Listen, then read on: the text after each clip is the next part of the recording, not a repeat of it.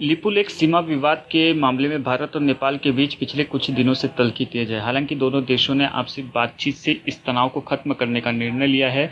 इस बीच बुधवार को नेपाल के प्रधानमंत्री केपी शर्मा ओली ने एक बयान में कहा कि लिमियाधुरा, लिपुलेख और कालापानी विवादित भूमि है, जिसका पूरा भूगोल ही भारत के कब्जे में है। कालापानी में भारतीय सेना रख कर वहां से लिपुलेख और लिमियाधुरा पर भारत ने कब्जा कर लिया है। मध्य प्रदेश जनसंवाद रैली को संबोधित करते हुए केंद्रीय मंत्री नितिन गडकरी ने कांग्रेस पर निशाना साधा। वर्चुअल रैली को संबोधित करते हुए उन्होंने कहा कि 1947 के बाद कांग्रेस ने जो आर्थिक नीतियां अपनाई थी, उसके आधार पर देश की प्रगति नहीं हो सकी। कांग्रेस की विचारधारा पूरी तरह से विफल हो गई और आज समाजवादी और साम्यवादी भी कहीं दिखते नहीं है। केंद्रीय मंत्री ने अपने संबोधन में कहा कि देश की स्वतंत्रता के बाद सुशासन कैसे आएगा, ये चिंता थी। आधुनिक भारत कैसे बने, ये चिंता थी। देश महाशक्ति कैसे बनेगा, ये चिंता थी। देश की जनता ने करीब 70 साल तक कांग्रेस पर विश्वास किया, लेकिन देश की स्थिति में कोई फर्क नहीं पड़ा।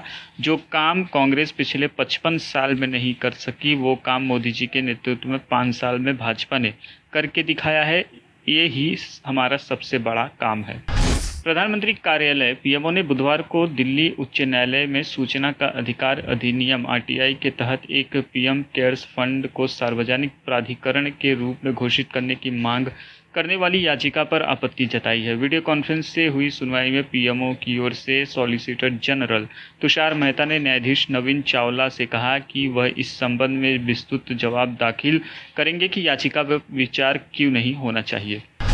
12,500 करोड़ रुपए के बैंक घोटाले मामले में ईडी बुधवार को नीरव मोदी और मेहुल चोकसी से संबंधित लगभग 1,350 करोड़ रुपए के हीरे जवाहरात हांगकांग से वापस लाया। इस जवाहरात को हांगकांग की एक लॉजिस्टिक कंपनी के गोदाम में रखा गया था।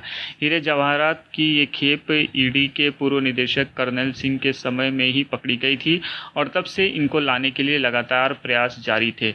ईडी अधिकारियों के मुताबिक बैंक घोटाले के आरोपियों नीरव मोदी और मेहुल चोकसी ने घोटाले से संबंधित काफ़ी रकम जो है विभिन्न विदेशी देशों को भेज दी थी। प्रधानमंत्री नरेंद्र मोदी राम जन्मभूमि में राम मंदिर निर्माण की भूमि पूजन करने अयोध्या आ सकते हैं। राम जन्मभूमि तीर्थ क्षेत्र ट्रस्ट की ओर से मंदिर के शिलान्यास में प्रधानमंत्री नरेंद्र मोदी को भी अयोध्या आने का निमंत्रण भेजने की बात कही गई है, जिसके बाद से पीएम के अयोध्या आने की संभावनाएं प्रबल मानी जा रही है। इस पर मुस्लिम पक्षकार इकबाल अंसारी ने कहा कि राम जन्मभूमि का शिलान्यास है और इसमें हमारे देश के प्रधानमंत्री को जरूर आना चाहिए। उनका स्वागत है। Now be the first to know about the latest updates on our new news app. Go on your Android or iOS, search for HW News Network.